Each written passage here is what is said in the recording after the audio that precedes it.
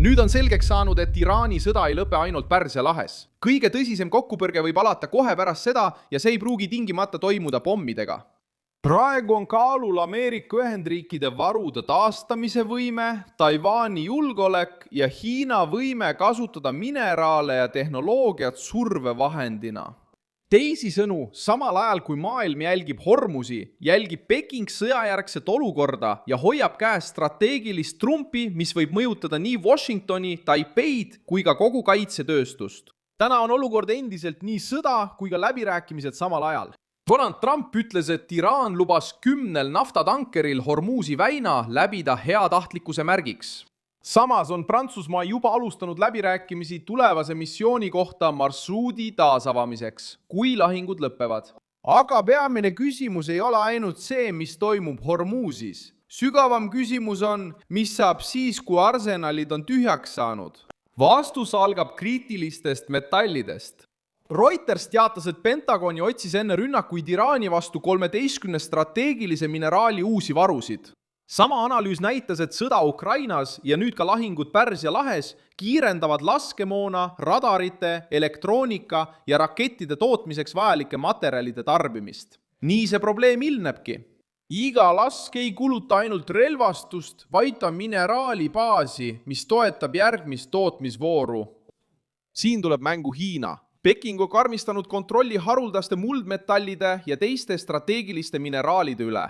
Veebruaris avaldas Reuters ise, et Hiina ametivõimud korraldavad Pekingis suure briifingu, et juhendada ettevõtteid ekspordikontrolli, tollivormistuse ja vastavusreeglite osas. Pärast seda hakkasid eksportijad üle ujutama Hiina valitsuse kanaleid kiireloomuliste küsimustega selle kohta, mida võib või ei tohi riigist välja viia. Ja keskne punkt ongi see aastal 2025. Hiina laiendas piiranguid ja Reutersi andmetel moodustab see endiselt enam kui 90% maailma töödeldud haruldastest muldmetallidest ja haruldaste muldmetallide magnetitest. 2026 aasta märtsis kasvasid Hiina ekspordid aastases võrdluses koguni 23%. Aga see ei vähenda riski. Vastupidi, see näitab, et Peking kontrollib tempot, mahtu ja survet. Miks see nii oluline on? Sest haruldased muldmetallid ei ole lihtsalt tehniline detail. Neid kasutatakse mootorites, radarites, lennukites, rakettides, akudes, droonides ja arenenud elektroonikasüsteemides.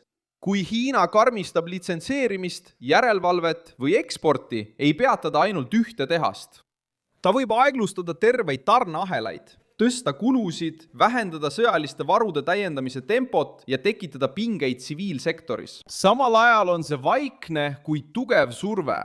See ei tee mürinat nagu rakett, kuid võib mängu muuta sama jõuliselt. Selle loo teine pool on Taiwanis. Ameerika Ühendriikide valitsuse andmetel on Taiwanis üle 60% maailma lepingulise kiibitootmise tulust ja üle 90% kõige arenenumate pooljuhtide tootmisest. Ja Taiwani valitsus ise on juba teatanud, et oleks võimatu viia 40% saare tootmisvõimsusest Ameerika Ühendriikidesse, sest see ökosüsteem on üles ehitatud aastakümnete jooksul ja on endiselt kindlalt Taiwanis. See vastab küsimusele, kes on probleemi keskmes ja kus asub kõige tundlikum punkt Indo-Vaikse ookeani piirkonnas, vaid mõne kilomeetri kaugusel Hiina survest. Kui seal peaks tekkima tõsine kriis, võib majanduslik mõju olla isegi suurem kui naftakriisi ajal. Sellepärast ongi reaktsioon juba alanud. Jaapan on karmistanud oma suhtumist Pekingisse ning sidunud suhete halvenemise haruldaste muldmetallide kontrollisurvega Taiwanile ja julgeolekuriskidega. Samal nädalal alustasid Tokyo ja Washington ühisaktsiooni, et leida alternatiive Hiinas sõltuvusele kriitiliste mineraalide osas. Samal ajal kiirendavad Austraalia, Lõuna-Korea, Vietnami ja Ameerika Ühendriikide ettevõtted kokkuleppeid, et töödelda haruldasi muldmetalle väljaspool Hiinat ja toota magneteid Ameerika pinnal.